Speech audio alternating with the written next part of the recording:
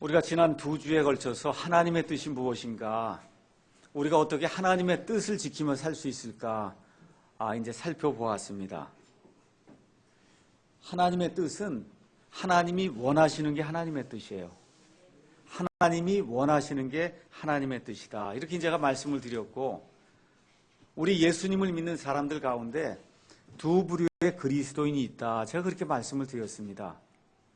한 부류의 사람은 모든 일을 하려고 할 때마다 하나님의 뜻이 무엇인지 알기 위해서 발버둥 치고 노력하고 애를 쓰려고 하는 그와 같은 사람이에요. 한 부류의 사람은. 다른 한 부류의 사람은 하나님의 뜻 안에 거하기 때문에 하는 일 자체가, 그것 자체가 하나님의 뜻 가운데서 늘 이루어지기 때문에 불안감이 없고 초조감이 없고 늘 감사와 기쁨으로 하나님 앞에 나아올 수 있는 그런 종류의 그리스도인이 있다. 이렇게 말씀을 드렸습니다. 그래서 여러분이 제게 저는 후자의 그리스도인이 되길 원합니다. 이렇게 약속해 주셨어. 맞죠? 매사 이게 안절부절하고 그냥 초조하고 이런 상태가 아니고 하나님 앞에 모든 것을 내어놓고 하나님 뜻 안에 거함으로 말미암아 내가 하는 모든 일, 내가 한 걸음 한 걸음 앞으로 나아가는 모든 그 발자국이 하나님 안에서 하나님의 뜻 가운데 걸어가는 그러한 그 축복된 삶을 저는 살기를 원합니다 하고 여러분이 제게 그 소망을 표출해 주셨습니다. 오늘 이제 우리가 데살로니가 전서 4장 말씀을 읽었는데, 데살로니가 전서는 사도 바울이 데살로니가에 있던 그 교회에게 보냈던 하나님의 말씀입니다. 데살로니가는 지금 우리가 그리스를 가서 보시면 그리스가 남부가 있고 이제 북부가 있는데, 남부는 보통 우리가 그리스라고 얘기하고 그 북부는 우리가 마케도니아라고 이야기합니다. 그래서 지금 현재 남부는 가장 큰 도시가 아테네라고 하는 그런 도시가 있고, 그 다음에 북부에는 가장 큰 도시가 데살로니카라고 하는 그런 도시가 있습니다. 그래서 이 데살로니카는 이 마케도니아의 이제 수도였고, 사도 바울이 3번 선교여행을 다녔는데 2번째 선교여행을 갈 때 약 한 달 동안 머무르면서 그곳에서 세운 교회가 데살로니가 교회예요. 여러분이 성경 다 가지고 계시면 데살로니가 교회가 어떤 교회인가? 데살로니가 전서 1장 2절 3절 말씀을 잠깐 보도록 하겠습니다. 데살로니가 전서 1장 2절 3절 가서 보니까 우리가 기도할 때 너희에 대해 말하며 너희 모두로 인해 항상 하나님께 감사드림은 하나님 곧 우리 아버지의 눈앞에서 우리 주 예수 그리스도 안에 있는 너희의 믿음의 행위와 사랑의 수고와 소망의 인내를 끊임없이 기억하기 때문이니 사랑하는 형제들아 하나님께서 너희를 선택하셨음을 아노라 라고 지금 사도 바울이 이야기하고 있어요. 다시 말씀드리면 이 데살로니가 교회는 믿음에서 나오는 행위가 풍성한 그런 교회였고, 또 성도들 사랑하는 그런 마음에서 열심히 수고하는 그런 교회였고, 또 예수님의 재림이라고 하는 그런 소망 가운데 인내하면서 하나님 앞에서 삶을 살아가는 한마디로 모범이 되는 그러한 교회였습니다. 1장 8절에 그래서 사도 바울이 뭐라고 또 이제 말씀을 하고 있냐면 주의 말씀이 너희로부터 나와 마케도니아와 아가야에 울려 퍼졌을 뿐 아니라 하나님을 향한 너의 믿음이 모든 곳에 널리 퍼졌나니 그러므로 우리는 아무것도 말할 필요가 없노라. 더 이상 뭘 더 할 게 없을 정도로 정말 하나님 보시기에 아름다운 모습을 가지고 있던 이 교회가 데살로니가 교회다. 지금 사도 바울이 그렇게 이야기를 하고 있습니다. 그래서 지금 사도 바울이 이 데살로니가 교회, 이 데살로니가 전서의 말씀을 써서 지금 4장 1절, 2절, 3절 우리가 이제 말씀을 읽었는데 이 교회를 향한 권면의 말씀을 지금 주고 있습니다. 그래서 4장 1절, 2절 가서 보니까 마땅히 너희가 어떻게 걸어야 되는지 또 어떻게 하나님을 기쁘게 할 수 있는지 우리가 너에게 이미 주었다. 많은 명령들을 주었다. 그러니까 그 명령들을 기억하고 하나님이 기뻐하시는 그런 일들을 행하는 그러한 좋은 성도들이 되라고 지금 사도 바울이 데살로니가 교회 성도들에게 권면하고 있는 그런 말씀이 여기 남아 있어요. 여기 말씀하면서 내가 이미 너에게 많은 명령들을 줬다. 그 명령의 내용이 3절, 4절, 5절, 6절에 나오는데 그 많은 명령들 이미 주었는데 이 명령들을 생각하고 기억하고 하나님이 우리에게 무엇라고 말씀하시는가를 늘 생각하면서 그러면서 이 세상을 걸으라고 지금 이야기를 하고 있습니다. 그래서 1절에 가서 보니까 어떻게 걸어야 되는지 내가 너에게 이미 알려줬다는 거예요. 걸으라는 겁니다. 저와 여러분이 나가서 걷지 않아요. 걷는다고 하는 것은 생명이 있다는 그런 징조거든요. 맞습니까? 예, 그래서 우리가 예수님을 믿음으로 말미암아 우리의 하늘에 있는 집이 영원히 우리에게 주어졌어요. 근데 저와 여러분의 삶이 하늘나라에 갈 때까지는 이 땅에서 이루어져야 되거든요. 이 땅에서 이루어진 이 삶을 한 발자국 한 발자국 하나님 안에서 걸으라고 지금 그렇게 이야기하고 있는 겁니다. 그래서 저와 여러분이 구원받을 때 우리 아이들 보세요. 아이들 이렇게 주저앉아 있다가 걸음마를 해서 간신히 한 발자국 한 발자국 뛰다가 그러다가 결국은 나중에 혼자 일어서서 걷지 않습니까? 우리 예수님을 믿는 사람들도 똑같아요. 처음에 예수 그리스도를 알게 되면은 그러면 걸음마의 생활을 하는 거예요. 이렇게 걸음마의 생활을 이렇게 하는 가운데 나중에 믿음이 점점 장성해지게 되면 그러면 믿음으로 걸을 줄 아는, 믿음으로 스스로 걸을 줄 아는 그와 같은 사람이 된다. 성경이 지금 그렇게 이야기하고 있는 겁니다. 그래서 걷는다고 이야기하는 것은 진보를 나타내는 것이에요. 또 걷는다고 하는 것은 기운을 필요로 해요. 그래서 저와 여러분이 믿음의 진보를 이루고 또 성령님이 주시는 그와 같은 힘을 힘입어서 그래서 앞으로 계속해서 나아가는 그런 삶을 살아야 된다고 지금 사도 바울이 데살로니가 교회 성도들에게 권면의 말씀을 주고 있습니다.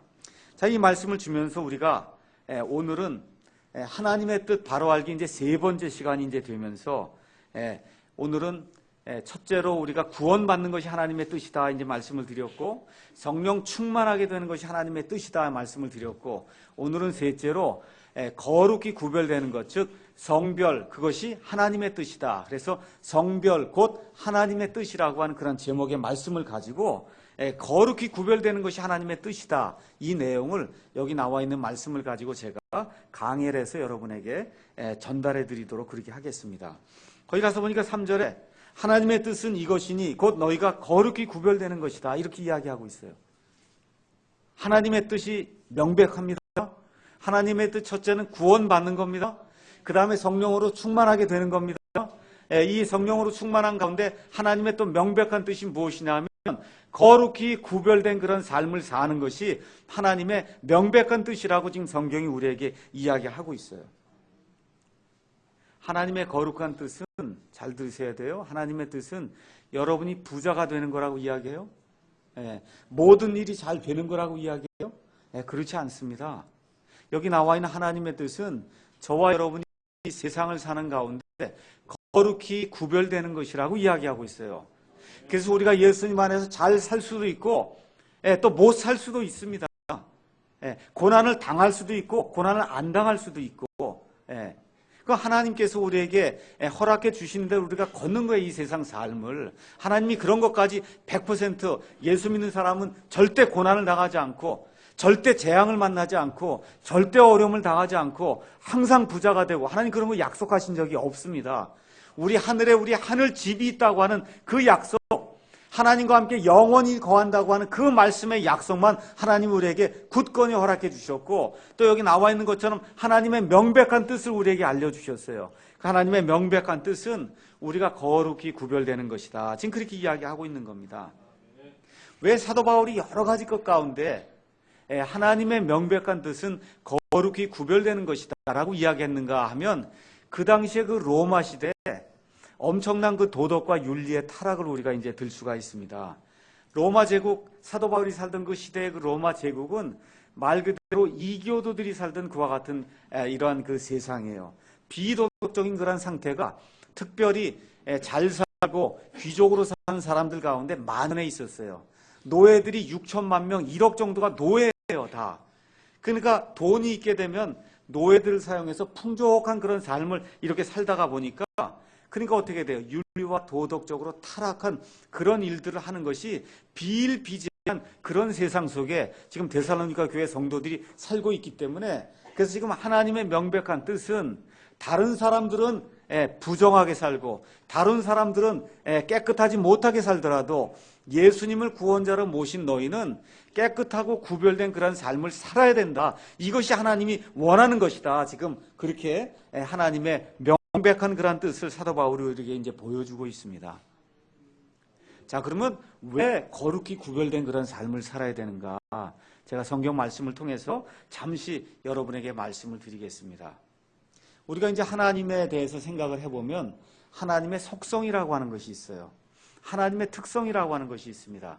하나님은 거룩한 분이다. 우리가 그렇게 이야기해요. 하나님은 거룩한 분이다. 거룩하다 얘기하면 일단은 깨끗하다, 정결하다, 이렇게 이제 이야기할 수, 거룩한 분이다. 하나님은 또 사랑이시다. 또 그렇게 이야기할 수가 있고, 하나님은 자신의 말씀하신 것을 늘 지키시는 믿음직한 분, 신실한 분이다. 우리가 그렇게 이야기할 수 있고, 하나님은 또 의롭게 모든 것을 판단하는 공의로운 분이다. 그렇게 이야기할 수도 있고, 하나님은 말씀하신 모든 것에서 진실하신 분이다 해서 하나님의 여러 가지 속성을 우리가 여러 가지 각도에서 이제 보는 것에 따라서 하나님의 속성을 이야기할 수가 있습니다. 근데 저와 여러분이 특별히 하나님의 말씀을 사모하고 하나님의 뜻대로 살아야 되기를 원하는 그와 같은 저와 여러분이 꼭 기억해야 될 것은, 하나님의 속성이 여러 가지가 있지만 하나님을 하나님으로 만들어주는 하나님의 근본 속성은 하나님의 거룩함이라고 하는 그런 속성이에요. 하나님의 거룩함, 거룩하다고 하는 얘기는 제가 몇 차례 말씀을 드리지만 저와 여러분 같은 창조물과는 차원이 다른 그런 존재란 뜻이에요. 차원이 다른 존재라는 거예요. 하나님은 창조자세요. 저와 여러분을 무에서 유로 만들어내실 수 있는 그런 능력을 가진 분이에요. 이거를 거룩하다고 얘기하는데, 거룩하다고 하는 것이 잘 이해가 되지 않다 보니까 우리가 깨끗한 것, 순수한 것, 순결한 것, 그 다음에 정결한 것, 공의로운 것, 이런 것들을 우리가 거룩한 것으로 이제 생각을 하며 이제 살고 있습니다. 그래서 하나님께서 사람을 하나님의 형상으로 만드셨어요. 하나님의 형상으로 만들었다고 이야기할 때는 하나님의 도덕적인 성품, 하나님의 윤리적인 그런 모든 성품을 하나님께서 사람에게 주셨다는 거예요. 그렇기 때문에 하나님의 거룩함이라고 하는 그런 속성도 하나님께서 사람에게 부여해 주셨어요. 근데 사람에게 죄가 들어오므로 사람이 타락해서, 그래서 하나님의 그 본질적인 거룩함에서 벗어나게 됐습니다. 그래서 저와 여러분이 이 구약 성경을 읽어보시면, 그러면 하나님이 구약에 나오는 이스라엘 백성을 향해서 줄기차게 요구하는 것이 있어요. 그것은 뭐냐면, 너희는 내가 택한 민족이다. 너희는 내가 택한 백성이다. 너희 주변에 있는 그런 다른 민족들과는 다른 삶을 살아야 된다. 너희는 윤리면에서, 도덕면에서 주변에 있는 그런 다른 사람들하고는 다른 존재다. 거룩한 그런 삶을 살아야 된다. 거룩한 민족이요, 거룩한 백성이다. 하나님께서 꾸준하게 하나님의 백성에게 이야기하는데, 하나님의 백성이 그걸 이해해요, 못해요? 못해요. 이게 사람이라고 하는 거예요. 하나님이 꾸준하게 이 모양 저 모양으로 어떻게 하든지 질책도 하시고, 하나님이 경고도 주시고 매도 때리시고 하면서 이 거룩한 삶을 너희가 살아. 그래야 내 백성으로서 이 세상 사는 모든 사람들에게 빛이 될 수 있다고 하나님이 그렇게 말씀해 주시고, 하나님이 꾸준히 대언자들도 보내시고 경고도 주시고 하나님의 모든 말씀을 통해서 이 사람들에게 일러주시는데, 그걸 깨닫지 못한단 말이에요. 하나님이 우리에게 하나님의 형상을 주셨어요. 그 하나님의 형상 중에 가장 중요한 것이 뭐냐면 하나님의 거룩함이라는 겁니다. 그래서 예수님을 믿으면 구원받는 거예요. 그 구원받는 거를 다른 식으로 이야기하면 하나님의 자녀가 되는 겁니다. 그럼 여러분, 아들, 딸을 낳으면 누굴 닮아요? 부모를 닮잖아요. 그렇죠? 그러니까 저와 여러분이 하나님이라고 하는 그 아버지를 우리의 아버지로 우리에게 두었을 때는 하나님이 우리를 자식으로 삼으셨단 말이에요. 그럼 누굴 닮아야 돼요? 하나님을 닮아야 된다. 성경이 지금 그렇게 이야기하는 거예요. 이거 다시 다른 식으로 이야기하면, 그래서 우리가 하나님이 거룩한 것처럼, 하나님께서 계속 얘기하시는 게 그 얘기예요. 우리 베드로전서 1장 잠깐 보겠습니다. 베드로전서 1장 14절 16절에 있는 말씀 잠깐 읽겠습니다. 제가 읽어보겠습니다. 너희는 순종하는 자녀로서 전에 알지 못하던 때 이전 정욕들에 따라 너희 자신을 꾸미지 말고 예수님을 믿기 전에 이 세상의 정욕을 따라 살았단 말이야. 이것에 따라서 너희 자신을 꾸미지 말고, 15절, 너희를 부르신 분께서 거룩하신 것 같이 너희도 온갖 종류의 행실에서 거룩할지니라. 기록된 바 내가 거룩하니 너희도 거룩하라 하셨느니라. 이게 하나님의 백성에게 요구하는 하나님의 가장 기본적인 명령이고 또 하나님의 뜻이에요. 하나님이 원하시는 겁니다. 자, 그래서 하나님이 우리 삶 속에서 원하시는 것은 여기 명백하게 나와 있는 것처럼 거룩히 구별된 그런 삶을 사는 것이다. 성경이 우리에게 이야기를 해주고 있습니다. 4장 7절 8절에 가서 보니까 하나님께서는 우리를 부정함에 이르도록 부르지 아니하시고 거룩함에 이르도록 부르셨다. 왜 그래요? 하나님의 근본 속성이 거룩함이기 때문에, 다시 말씀드려서 저와 여러분이 이 다음에 가서 하나님과 영원히 살 텐데 그 하나님이 어떤 분이에요? 거룩한 하나님이란 말이에요. 그러니까 저와 여러분이 거룩한 자가 돼야 된다. 그래야 같이 어울릴 수 있다는 겁니다. 그래서 그 일에 대해서 하나님께서 아예 경고까지 주세요. 8절에 그러므로 이걸 멸시하는 자는 사람을 멸시하지 아니하고 우리에게 자신의 어떤 영을 주셨어요? 거룩한 영. 그래서 우리가 성령님이라고 얘기하는 거예요. 우리 믿는 사람들 성도라고 얘기해요. 거룩한 무리라고 이야기하는 겁니다.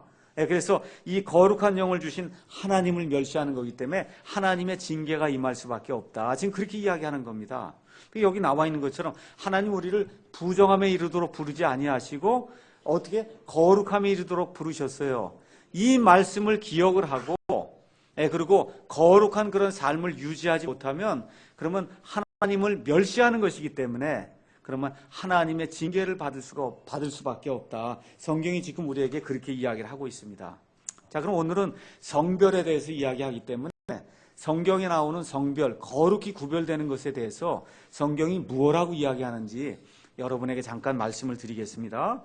성별에는 두 종류가 있어요. 두 종류. 한 종류는 구원받는 그 순간에 우리 죄악된 이러한 몸이 순식간에 변화가 돼서 하나님께로 영원히 구별된 그런 존재가 됩니다.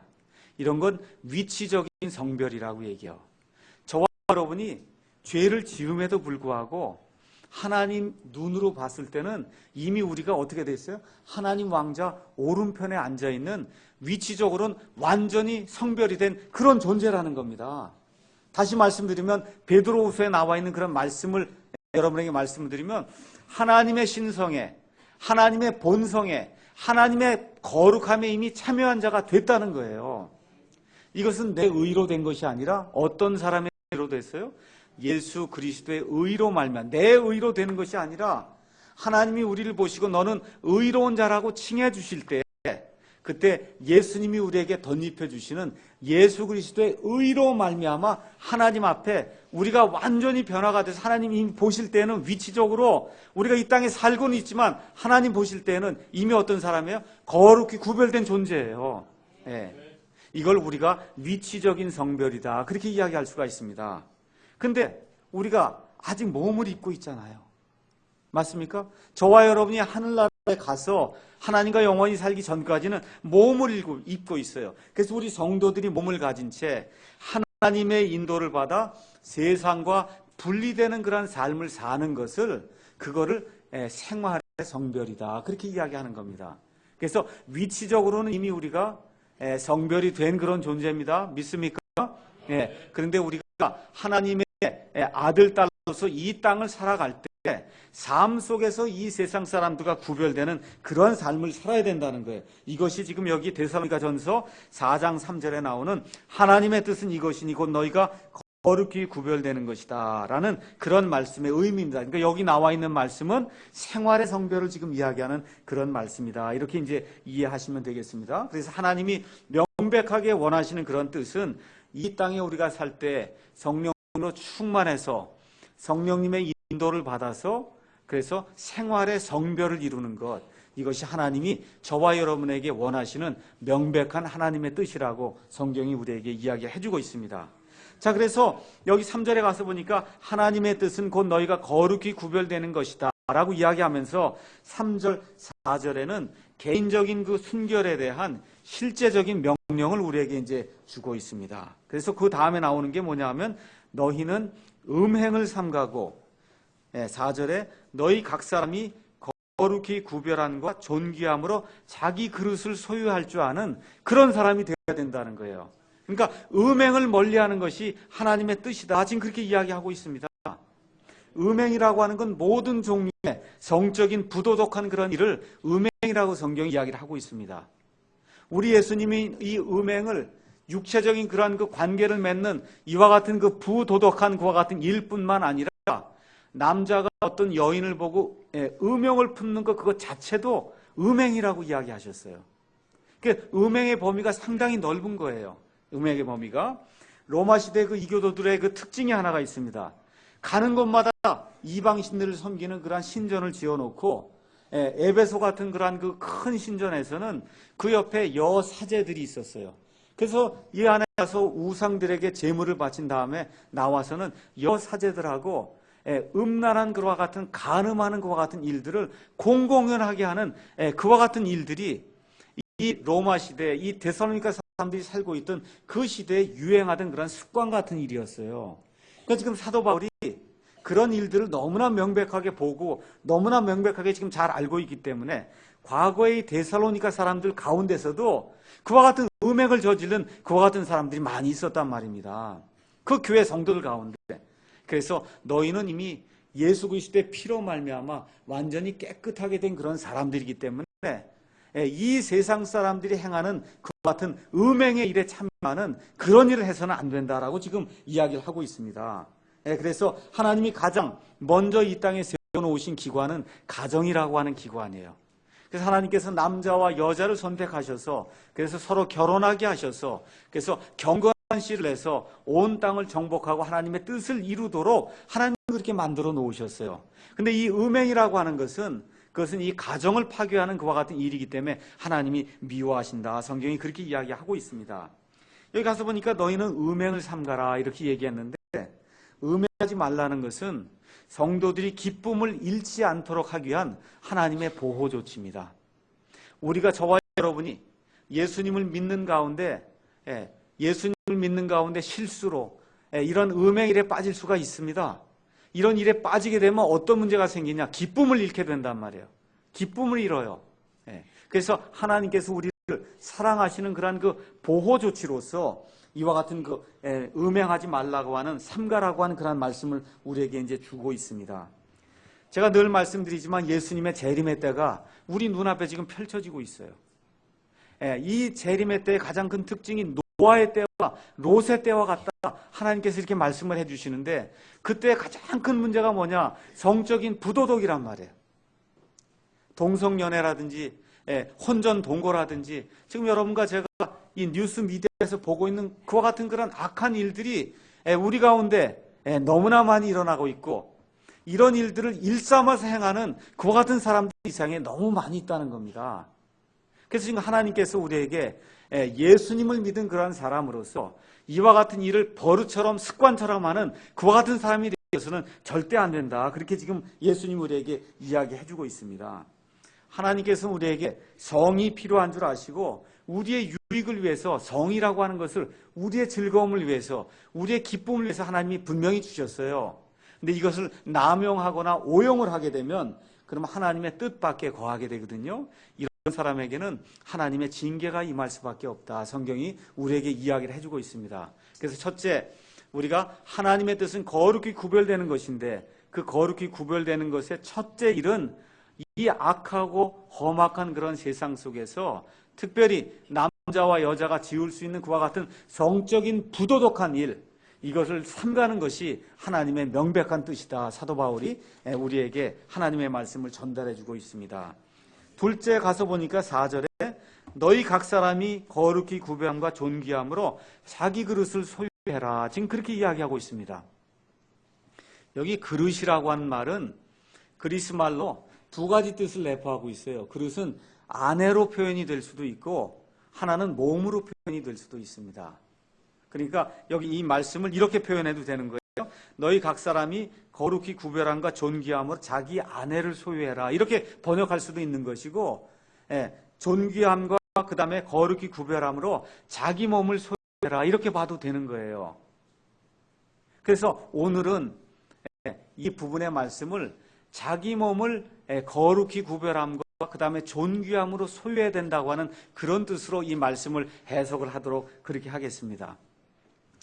저희가 영과 그 다음에 혼과 그 다음에 육으로 구성된 삼위일체적인 존재라고 하는 그런 사실을 저와 여러분 믿고 계시죠? 그러면 우리의 몸 안에 뭐가 들어있어요? 혼이 들어있어요. 우리의 몸 안에 영과 혼이 들어있어요. 그래서 이 영과 혼이 들어있는 이 몸을 깨끗하게 귀중하게 소유할 줄 알아야 된다. 지금 하나님 그렇게 이야기하는 겁니다. 예. 왜 그러냐면 이 몸이 곧 하나님의 영이 거하는 성전이라고 이야기하고 있습니다. 구약 시대에는 이렇게 사람들이 만든 건물로서의 성전이 있었지만 예수님께서 십자가에 달려 돌아가신 이후에 오순절 사건 이후에 하나님의 영이 우리 안에 들어와 거하시는 이런 엄청난 변화가 생기게 됐어요. 그래서 우리 몸이 하나님의 영이 거하시는 전이 됐단 말이에요. 하나님의 영이 거하시는 집이 되었어요. 그 전을 더럽히면 하나님이 기뻐하지 않는다는 겁니다. 그래서 제가 말씀드리듯이 술 먹고 담배하고 마약하고 그 다음에 또 몸을 제대로 관리하지 못해서 여러 가지 비만이 엄청난 그런 그 비만이 생기고 해서 이 몸을 존귀하게 이렇게 대하지 못하고 몸을 거룩히 구별해서 이렇게 소유하지 못하게 되는 것은 하나님이 원하는 뜻이 아니라는 거예요. 그 저와 여러분이 몸을 대단히 잘 관리를 해야 된다고 성경이 이야기하고 있는 겁니다. 거기 가서 5절 가서 보니까 하나님을 알지 못한 이방인들과 같이 욕종의 욕망으로 몸을 다루지 말라는 거예요. 저와 여러분이 이렇게 주신 그 몸이 귀중한 몸이라는 거예요. 하나님의 영이 들어와서 거하신 하나님의 집이라는 겁니다. 그래서 이방인들과 같이 몸을 막 굴리지 말라는 거예요. 저와 여러분 주신 이 몸이 귀중한 몸이기 때문에 거룩히 구별하고 그 다음에 몸을 존귀하게 여기며 하나님이 이 안에 거하시는구나.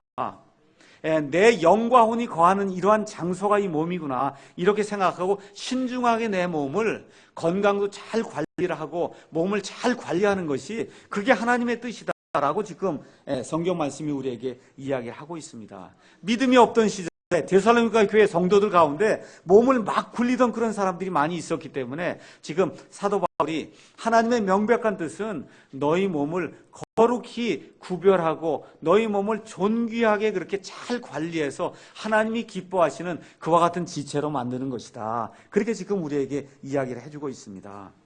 그래서 오늘 특별히 젊은 사람들에게 부탁을 꼭 드리고 싶어요. 우리 젊은 사람들, 물론 연세가 드신 분들도 마찬가지지만 우리 젊은 사람들 또 특히 우리 아이들 몸을 어려서부터 잘 관리를 해야 됩니다. 그게 하나님이 기뻐하는 것이고 그런 일들을 통해서 하나님이 기뻐하는 그러한 자녀가 될 수가 있습니다.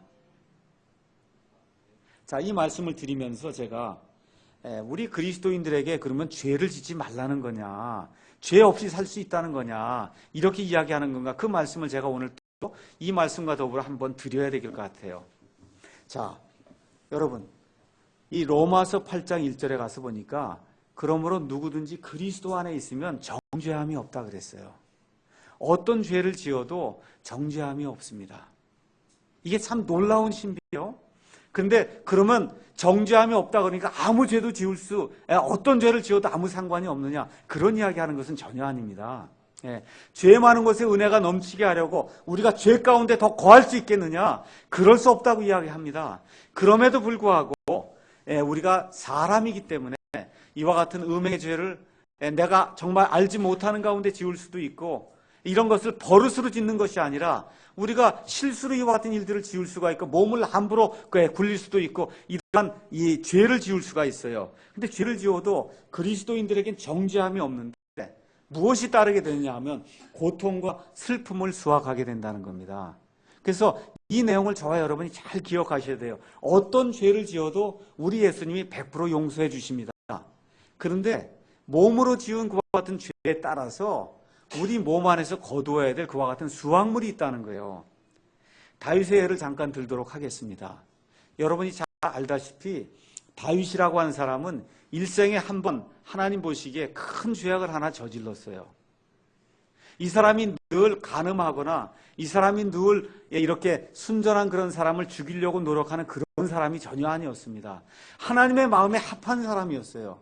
그런데 어느 날 밧세바라고 하는 그런 그 여인이 목욕하는 것을 보고는, 그러고는 그의 마음속에 간음하고자 하는 그런 마음이 풀릴 듯이 일어나서 순식간에 그 자기 자신의 그 욕망을 이기지 못하고 그 여인을 향해서 간음하는 그런 마음을 품게 되고 실질적으로 간음을 하게 되고, 이것을 가리기 위해서 그래서 어떻게 했어요? 이 여인의 남편이 되는 이 우리아를 죽여버리라고 하는 그런 그 명령을 내려서 결국은 우리아를 죽게 만드는 그와 같은 엄청난 죄악을 저질렀습니다. 제가 여러분에게 꼭 말씀드릴 게 있어요. 그것은 뭐냐 하면 다윗과 같이 하나님의 뜻대로 정말 하나님의 마음에 합당한 그런 삶을 살던 사람에게 이런 일이 생기게 되면 그 영혼에 미치는 그 엄청난 압박감이라고 하는 것은 사람이 상상을 할 수 없을 정도의 그런 압박감이다. 제가 그 말씀을 여러분에게 꼭 드리고 싶습니다. 우리 가서 시편 32편에 있는 말씀 한번 보겠습니다.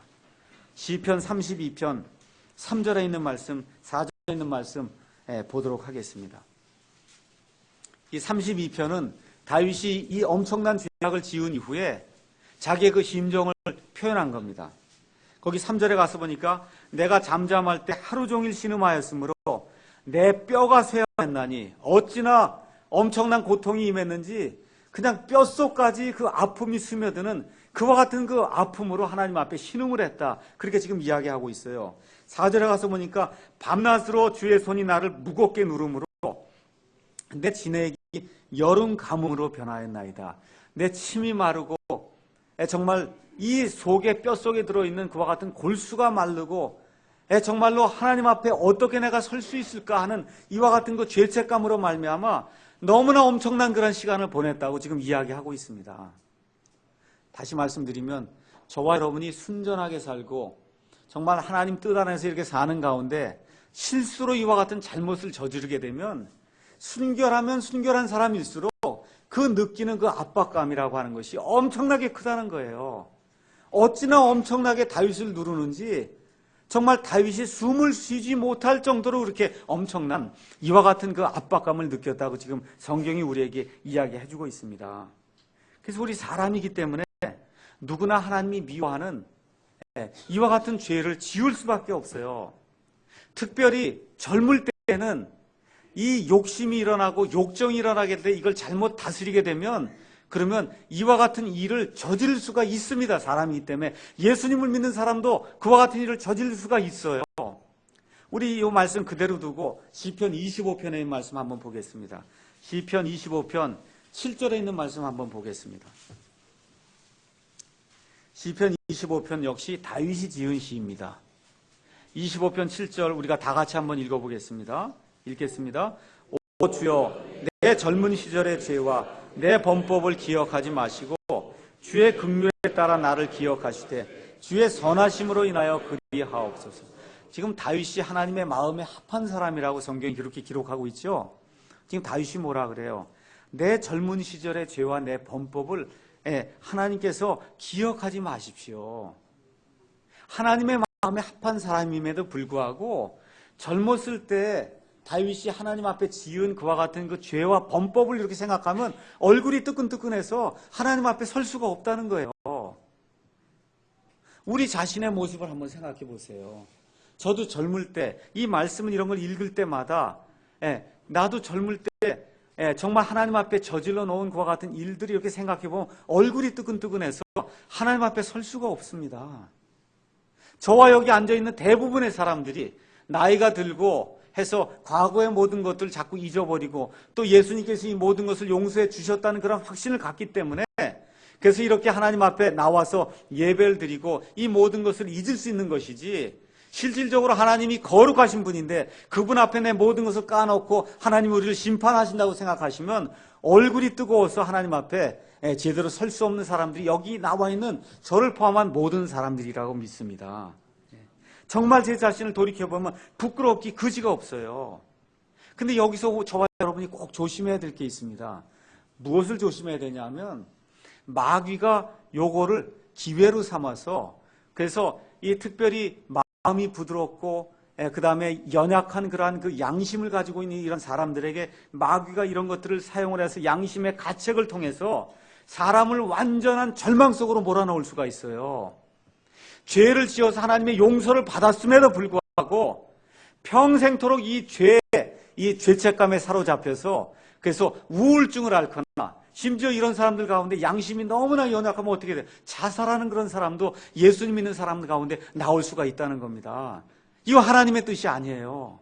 하나님의 뜻이 아닙니다. 우리 조금 아까 읽었던 시편 32편에 있는 말씀을 다시 한번 읽어보겠습니다.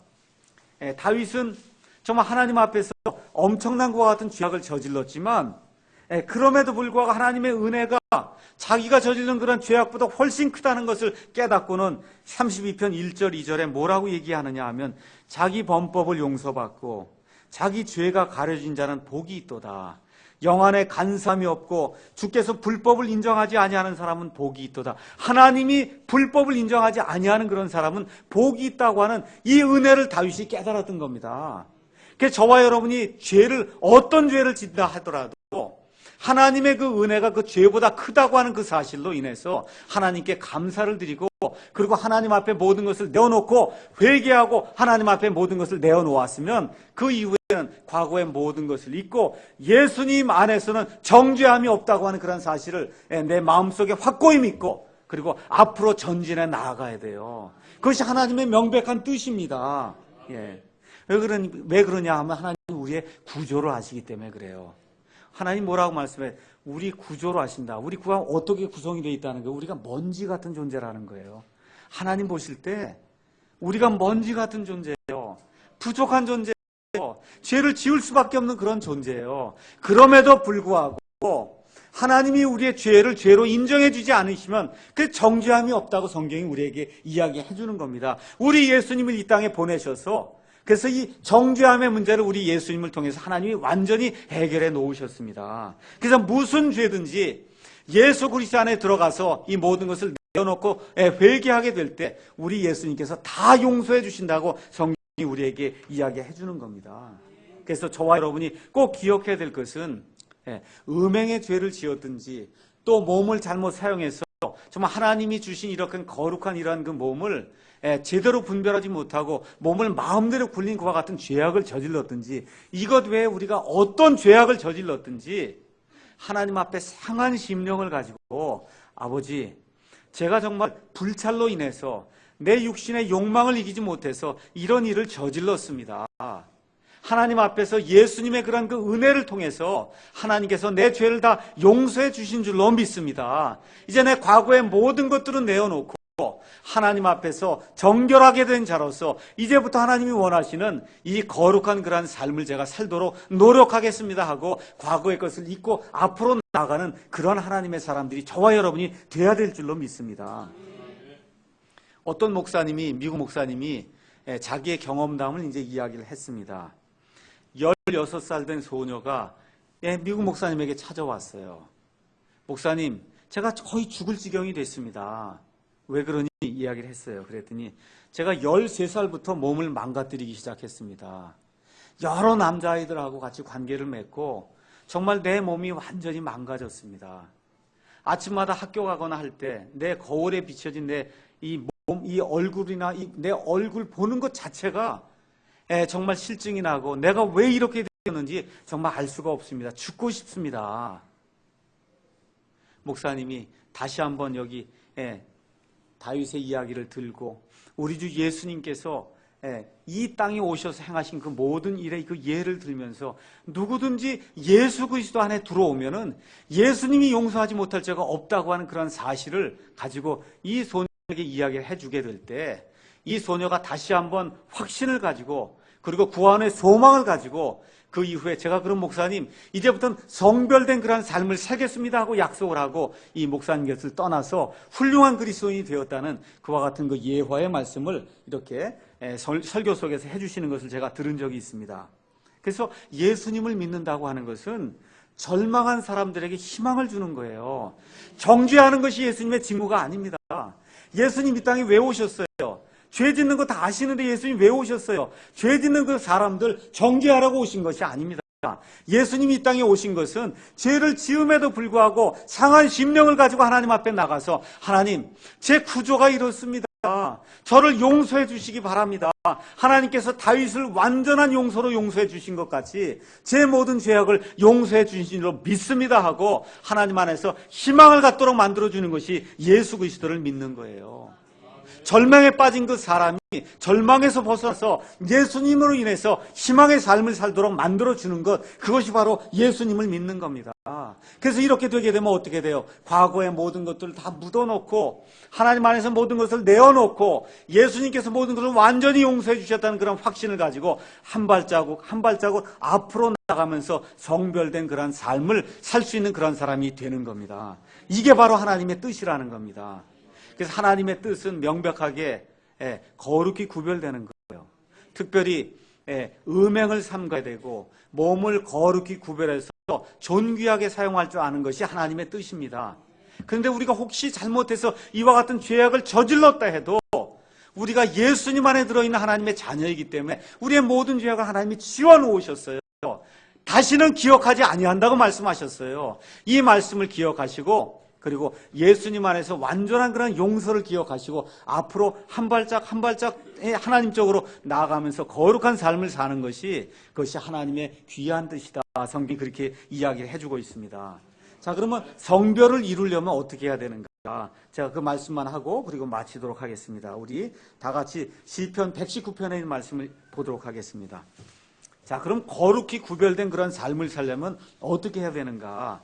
하나님이 어떤 분인지 알아야지 거룩히 구별된 삶을 살 수가 있다. 성경이 그렇게 이야기하고 있습니다. 우리 다 같이 구절 있는 말씀을 읽어보도록 하겠습니다. 다 같이 읽겠습니다. 청년이 무엇으로 자기 길을 깨끗하게 하리이까? 주의 말씀에 따라 자기 길을 조심함으로 하리이다. 11절 다시 또 읽겠습니다. 내가 주께 죄를 짓지 아니하려고 주의 말씀을 내 마음속에 숨겼나이다. 자, 하나님 거룩한 분이라 그랬어요. 하나님이 거룩한 분이라고 한 사실을 이 성경 말씀이 우리에게 계속해서 이야기해 주거든요. 그러니까 청년이든 아니면 나이가 드신 분이든 우리 자신이 하나님 앞에서 죄를 짓지 아니하고 거룩히 구별된 그런 삶을 살기 위해서는 하나님의 말씀을 우리 마음속에 숨겨놔야 된다는 거예요. 어떻게 숨길 수 있어요? 자꾸 읽지 않는데 어떻게 하나님 말씀을 숨길 수가 있습니까? 듣지 않는데 어떻게 하나님 말씀을 숨길 수가 있어요? 그렇죠? 읽고 듣고 묵상하고 하나님을 생각하고 그 다음에 또 뭘 생각해요? 이 세상이 끝이 아니고 앞으로 영원히 다가오는 그러한 세상이 있다는 그런 세상 우리가 늘 생각하면서 하나님 안에서 걷게 될 때 우리가 거룩히 구별된 그러한 삶을 살 수 있다고 성경이 우리에게 이야기를 해주고 있습니다. 자, 그러면 하나님의 뜻을 이제 정리하도록 하겠습니다. 하나님의 가장 명백한 뜻은 뭐예요? 구원받는 겁니다. 맞습니까? 하나님의 가장 명백한 뜻은 구원받는 거예요. 구원받지 않는 사람에게 하나님의 뜻이 소용이 없어요. 구원받은 사람이라 하나님의 뜻 가운데서 걸을 수가 있어요. 그 다음에 하나님의 뜻은 또 뭐라 그랬어요? 성령으로 충만한 거라 그랬습니다. 그 다음에 이 성령으로 충만한 사람에게 나타난 하나님의 거룩한 뜻은 뭐예요? 거룩히 구별될 삶을 사는 것이다. 그렇게 이야기했습니다. 자, 그럼 제가 여러분에게 좋은 소식을 말씀을 드리겠습니다. 자, 구원받았습니다. 성령으로 충만한 그런 삶, 성령님이 인도하는, 성령님이 제재해 주시는 대로, 성령님이 이끌어 주시는 대로 사는 그런 삶을 살아요. 이런 가운데 내가 거룩히 구별된 그런 삶을 살면은 잘 들으셔야 돼요. 여러분이 어떤 일을 해도 그것이 다 하나님의 뜻 안에 있는 거예요. 여러분 잘 들으셔야 됩니다. 무슨 일을 하려고 할 때마다 하나님의 뜻이 뭡니까? 기도하고 해서 이걸 찾으려고 그러지 마세요. 어떻게 해야 돼요? 구원받았나를 확인하셔야 돼요. 나는 구원받은 사람인가? 구원받지 않은 사람 하나님의 뜻하고 상관이 없는 사람이에요. 일단 구원받은 사람인가 생각해 보시고 그 다음에 나는 성령님의 인도를 따라 사는 사람인가 늘 생각해 보세요. 성령님의 인도, 하나님이 원하시는 그러한 성령님께서 원하시는 그러한 삶을 사는 그런 사람인가 이걸 생각을 해보시고 이 세상에 사는 가운데 나는 거룩히 구별된 삶을 살기 위해서 매일같이 하나님의 말씀을 탐구하며 하나님의 뜻대로 살려고 노력하는 그런 사람인가. 이 세 가지가 해보니까 세 개가 다 예스예요. 그렇습니다. 그렇습니다. 그렇습니다 하고 나오면 여러분이 이사를 가든 배우자를 취하든 어떤 직장을 가지든 무엇을 하든지 어떤 거예요? 하나님 뜻 안에 있는 거예요. 하나님의 뜻 안에 있는 겁니다. 사도행전 21장에 있는 말씀을 제가 여러분에게 잠깐 말씀을 드릴게요. 사도 바울이 3차 선교여행을 종료하고 사도행전 21장 4절에 가서 보니까 두로라고 하는 그런 도시에 이제 도착을 해서 예루살렘에 지금 가려고 그러는 겁니다.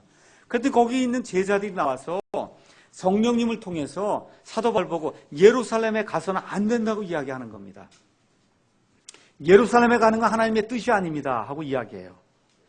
그래도 사도 바울이 이제 두로를 떠나서 사도행전 21장 8절에 갔더니 가이사랴라고 하는 그런 도시에 이제 도착을 했습니다. 그래서 거기에 빌립이라고 하는 그런 전도자가 있어서 그 빌립의 집에 거하고 있는데 아가보라고 하는 하나님의 대언자가 유대에서 나왔어요. 유대에서 나와갖고는 바울의 띠를 가져다가는 자기 손발을 묶고 그리고 뭐라고 얘기하냐, 하나님의 성령님의 말씀을 전하는데 뭐라고 전하냐 하면 유대인들이 이 띠의 임자를 이렇게 꽁꽁 묶어서 그래서 위협을 가하고 그래서 이 사람이 엄청난 고난을 당하고 예루살렘에서 이런 일들을 할 것이다 라고 하는 그런 말씀을 이제 이 사도 바울과 여러 사람들에게 이제 주게 됩니다. 그리고 뭘 얘기하는 거예요? 하나님의 뜻이 아니라는 거예요. 가지 말라는 겁니다. 예루살렘에 올라가서는 안 된다는 거예요. 근데 사도 바울이 어떻게 해요? 그 말대로 안 올라가요? 아니면 올라갑니까? 올라가거든요. 사도 바울이 올라가는 거예요. 하나님의 뜻을 하나님이 명백히 보여주세요. 가면 안 된다고 보여주시는데 어떻게 해요? 올라갑니다. 올라가서 어떻게 돼요? 그 사람이 얘기한 대로 손발이 묶이고 그래서 로마의 감옥에 갇히게 되고 결국은 어떻게 되냐, 예루살렘에서 잡혀서 나중에 로마로 올라가서 로마에 가서 옥에서 죽게 되는 그와 같은 일이 사도 바울에게 열리게 됐어요. 잘 들으셔야 돼요. 사도 바울이 어느 면에서 보면 하나님의 뜻을 벗어난 것 같이 이렇게 자기의 뜻대로 행하는 것 같았지만 어떻게 됐어요? 하나님은 그러한 사건들을 통해서 사도 바울이 내가 이거 해야 되겠습니다 하고 예루살렘에 올라가는 그런 일들을 통해서 예루살렘에 있는 그러한 사람들에게 복음의 말씀을 다시 한번 전할 수 있는 그런 계기를 갖도록 해주시고 또 어떻게 했어요? 항해라는 동안에 그 배에 있는 사람들에게 복음을 선포할 수 있도록 해주시고 로마에까지 가서도 하나님의 복음을 선포함으로 말미암아 하나님의 뜻을 온전히 이룰 수 있도록 그렇게 만들어 주셨다는 겁니다. 그래서 우리가 로마서 8장 28절에 있는 것처럼 하나님의 뜻대로 부르심을 받은 자들, 하나님의 목적에 따라 부르심을 받은 자들에게는 어떻게 된다고요? 모든 것이 합력하여 선을 이루는 거예요. 다시 말씀드리면 이 모든 것 안에는 나쁜 일도 있고 좋지 못한 일도 있고 병도 있고 재정적인 어려움도 있고 좋은 것만 있는 게 아닙니다. 이거 볼 때 너무나 엄청난 고난이 있을 것 같아요. 이런 모든 것, 이 모든 것이 합력해서 선을 이루도록 하나님이 만들어 주신다는 거예요. 그게 하나님의 뜻이라는 겁니다.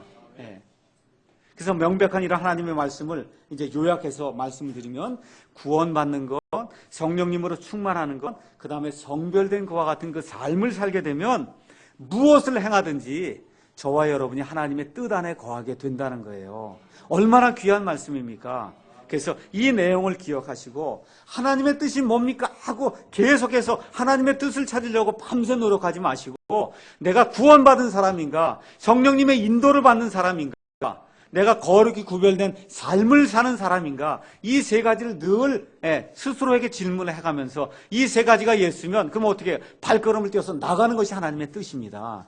이러한 삶을 살게 될 때 모든 것이 합력하여 선을 이루어주겠다고 하는 그런 하나님의 약속이 저와 여러분의 삶 속에서 이루어지는 것을 눈으로 목격하며 사는 저와 여러분이 되기를 예수님의 이름으로 축원합니다. 기도하겠습니다.